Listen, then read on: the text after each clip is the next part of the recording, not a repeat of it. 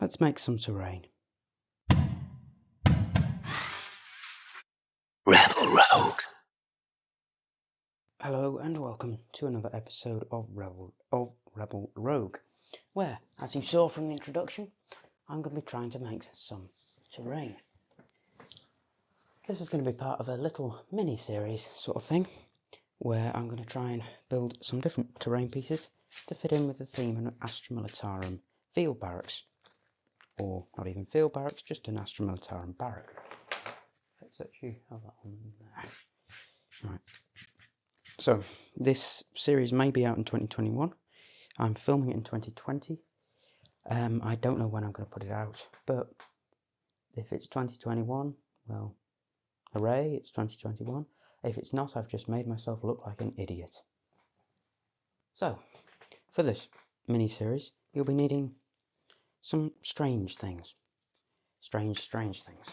Firstly, as tools, you will be needing a knife, a set of clippers, they're always helpful, some tweezers, they're helpful, paintbrushes, whatever sort you've got. Big house brushes are good, but even I'd say a set of synthetics, cheap synthetics will be a decent option. A steel ruler, whatever sort of glue you might have, PVA and super glue are good choices. Then let's have a look. Pins, always helpful. More knives, more types of knife. That's probably not going to be helpful. Pliers might be helpful. Little sanding things. So that sort of thing as tools. But then as actual materials, variety of things, anything you think you might need. I can assure you'll probably need barbecue skewers, or you'll probably need cocktail sticks. You'll possibly need tongue depressors, coffee stirrers, some sort of plastic mesh stuff. Sorry about my dogs barking there. I find packaging from onions. If you live in the UK, you might find onions in this sort of strange plastic mesh stuff. Makes good camouflage netting, I've found. And same sort of orange peel bags. Always nice to have for camouflage netting. You'll also need something to make things out of, other than this assorted stuff. Tissue paper, tracing paper, and baking paper are good alternatives. Like you've got tissue paper, so baking paper and tracing paper are good alternatives. And you'll need something to make more solid structures out of. This could be something like foam core or XPS blue foam. So something like that, or this stuff you pick up cheaply at dollar stores, pound shops, that sort of thing. You may also want to be having some filler of some description. It's always helpful to have. And Mod Podge. You'll be needing Mod Podge. That's homemade stuff. You can buy the real stuff, but Luke's APS has a good video on making Mod Podge, so check that out. If you wanted to add some trees or something to this base setup, Luke's APS also has a good set of loads of different videos on trees. Most of them are using seafoam. The one I like to follow is using seafoam. I use tree flock stuff and woollen scenic tree armatures. Saying that, I have only made one and I forgot to paint it before putting the tree foliage on, so probably don't ask me about trees. If you wanted to, you could also base your entire setup as some sort of large diorama style thing. I'd recommend basing it on something like 3mm MDF or some sort of PVC. If you're using MDF, I would recommend coating both sides in PVA glue and letting it dry before using it to prevent warping. Blooming plastic mesh. Anyway, I'll clear this stuff up, or keep it to hand, and then I'll get back with the first bit. Now, unfortunately, due to the manner in which I film these videos and such like, I can't really provide you any plans for these, as I haven't yet planned it. most of the things I think I'll have sort of made before. I've made stuff like tents, I've made buildings, pretty basic buildings. I made a chaos temple. You may have seen that video. I never actually finished the series, but I painted it at least. Didn't paint it in the series, but I built it. But there's no real solid plan here. There's just, we're going to improvise it. If it turns out well, it turns out well. It's also more of a guide, this, rather than a step-by-step. Just a basic guide, gives you the basic principles of building terrain, and I thought it would be a nice terrain project for the channel. So, I hope you enjoy. So, let's kick off this series by taking a quick look at the random plans I've drawn up. You can see bunkers, tents, fences, defence lines, and some civilian headquarters. So, let's kick off the series with some bunkers. Just readjust my camera, like so. So, I'm going to show you in this particular video how to make bunkers of varying types. Sorry if this has taken quite a long way to get round to tell you that I'm going to be teaching you how to make bunkers. Or I'm going to be showing you a way of making bunkers. So, for this one, I think I'm going to do a sort of tank garage style thing, as you can see here, sort of with a door and a bunker, and some sort of barrack bunker. So, let's start with a barrack bunker. Firstly, I need to determine how big I want it to be. Do I want it to be Space Marine scale, or do I want it to be Imperial Guardsman scale? I have some of these Feudal Guardsmen from Maker's Cult. They are 3D printed. They're a good size. So I'm going to just take my ruler. I know that they're roughly about 1 inch tall. They're a bit bigger. So how big do I want it? Maybe that big. That seems like a good height. But then let's make it 6. Make it about 6 centimeters, just so that we can get some angled sides on it. So I'm going to cut a 6 centimeter strip from this entire thing. But I'm going to first draw a line and make sure it's all going tickety-boo, as they say.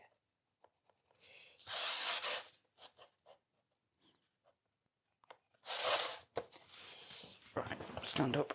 I would recommend standing up for this sort of thing, just so you can line everything up. Otherwise I get the light in, starts reflecting funny, and then I can't see. Guessing that's all. No, that's about right. So I'm going to take this blade here, this thicker handled one. I can put a bigger blade on it. I'm not going to do just that. I'm going to take a nice big chunky blade. I think I've sharpened these recently. They're really blunt. Let's just take this random blade, this particular blade, and we're going to cut this foam core.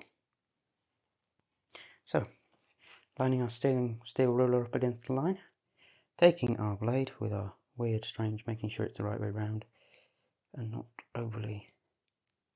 Let's sit in the middle there. Stay straight. Right, this is not a good blade, but use a good blade. Learn from me. Then we're going to score once. Score a second time. We're going to make sure we've got it at a decent angle. Not too, sort of quite flat along the thing. Probably can't see this because of the angle of the camera. Oh dear, make sure I don't slip off the line.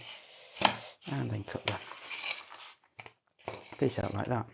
If you have a nice sharp blade, this shouldn't be too much of a problem for you.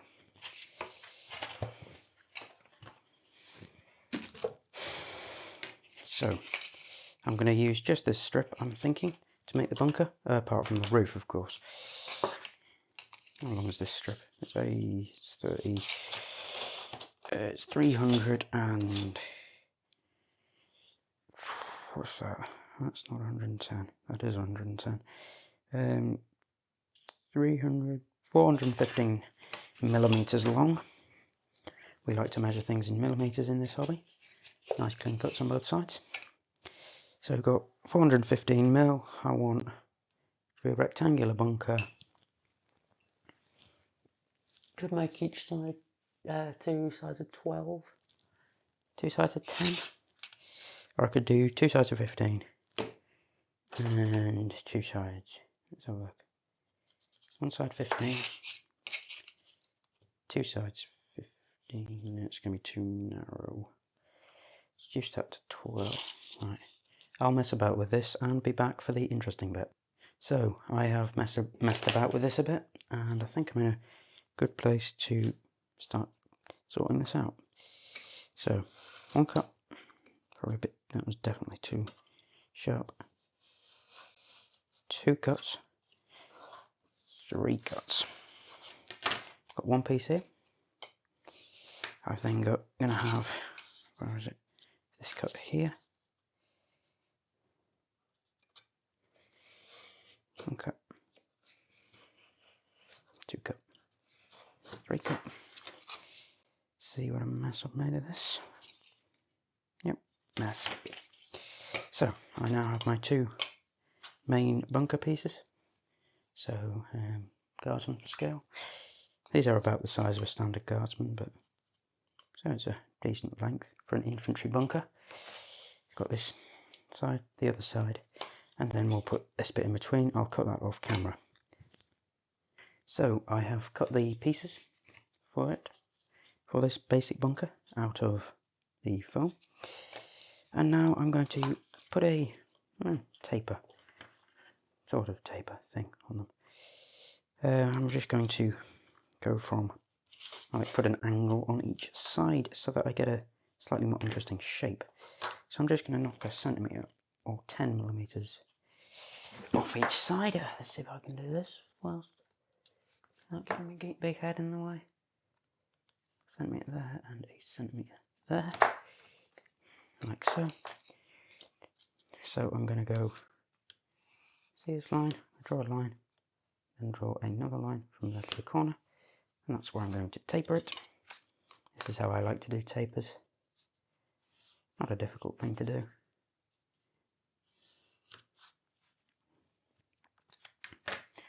Now, you could theoretically do it one of 2 ways. You could either have a strange taper so that it's like an angle like that, but it's flat on both ends, or you can do what I'm trying to do, which is to taper it all the way around so I get a slightly more interesting shape. If you taper it all the way around, the easiest way to stick it is to stick it overlapping. Not rather than having 1 overlap 2, you have 1 overlap 1. So rather than having this, just need to visualize here, rather than having something like this, where you'd have 2 on the inside, you would instead have that, where you've got 1 on the inside continuously. I know I'm not making much sense here, but I don't make much sense in most of my videos. Why make this one any different?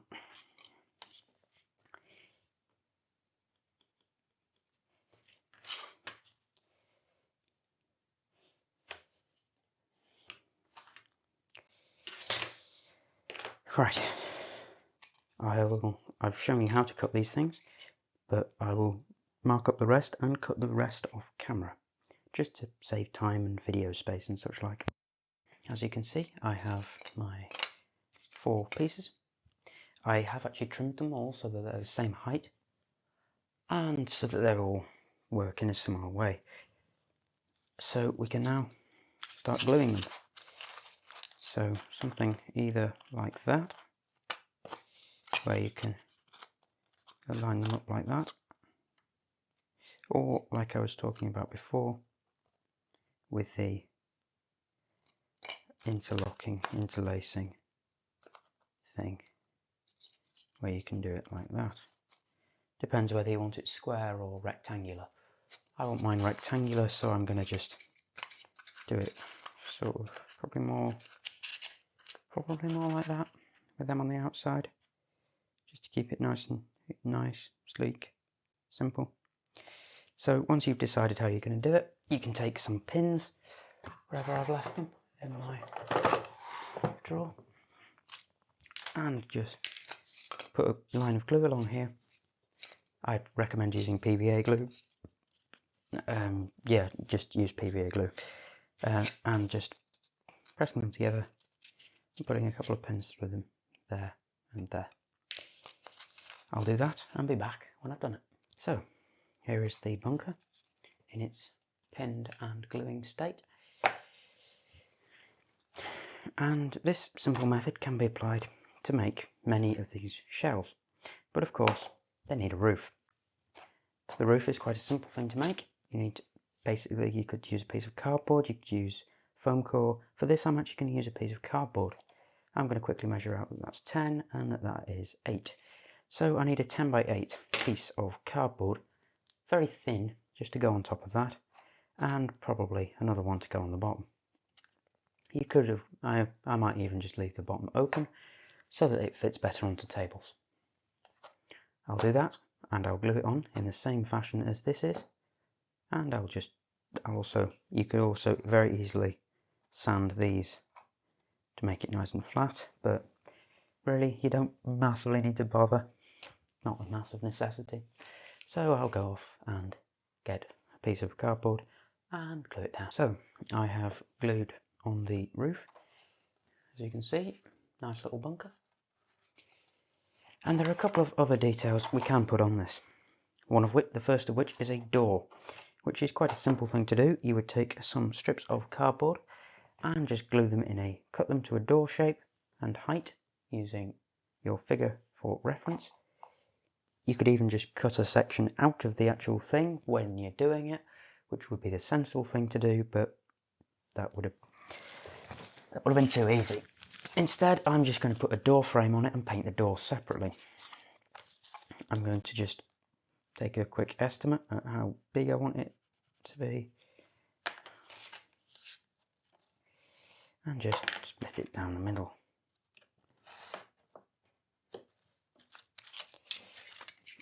We can then move on to the beginnings of painting it, because it's quite a simple paint job we will be putting on it.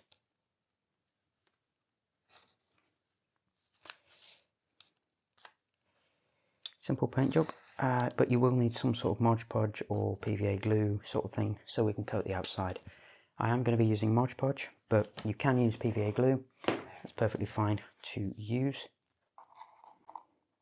That's really bugging me now. The fact that they're not the same size. It's just an irritant. Or an irritation, rather.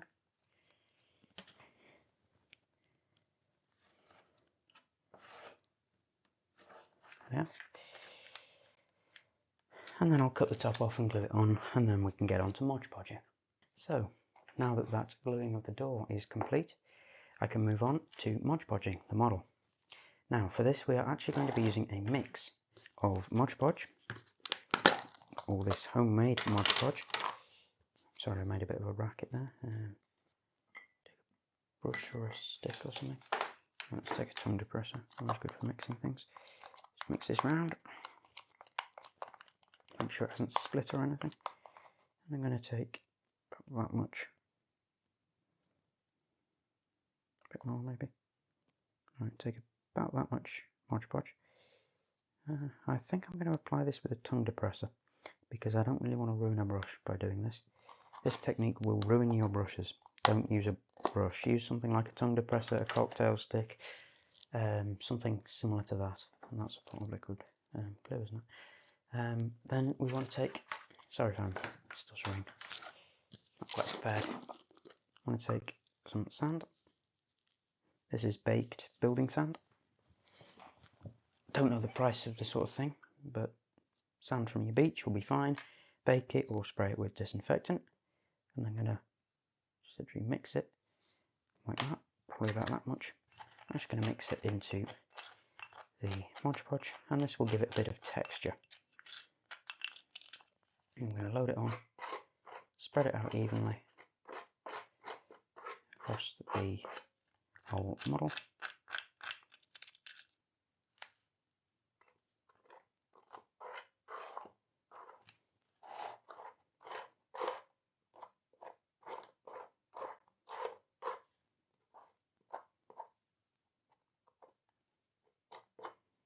You could, if you wanted to, just texture the roof, or you could just texture the walls, but I'm going to try and texture the whole building. Though this might not work very well due to the pot I've got. I'm going to have to get a brush, aren't I? Right, I'll finish this off and be back when it's done. As you can see, this is the model when it has been fully textured and Mod Podged. It's pretty much rock solid.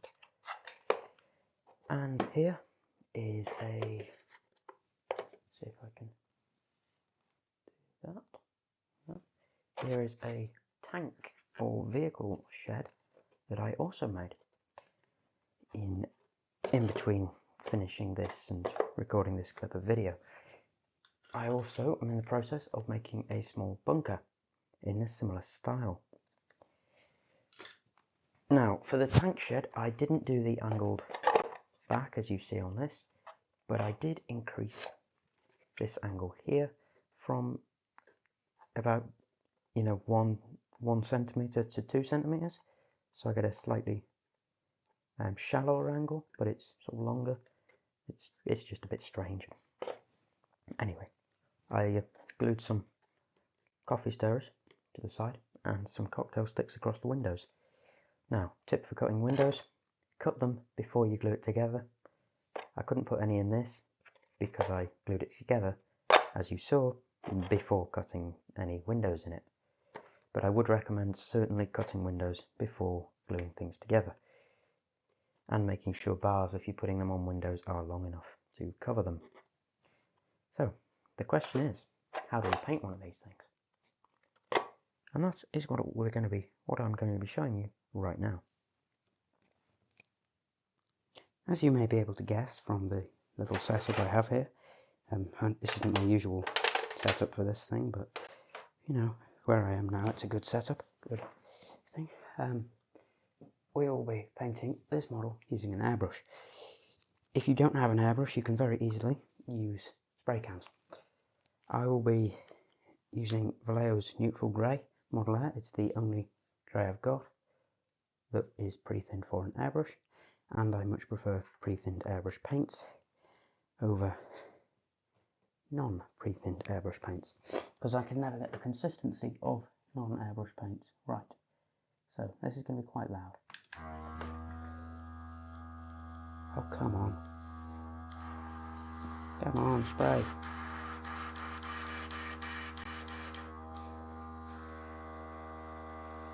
Right, I'll work out the technical difficulty and then spray it.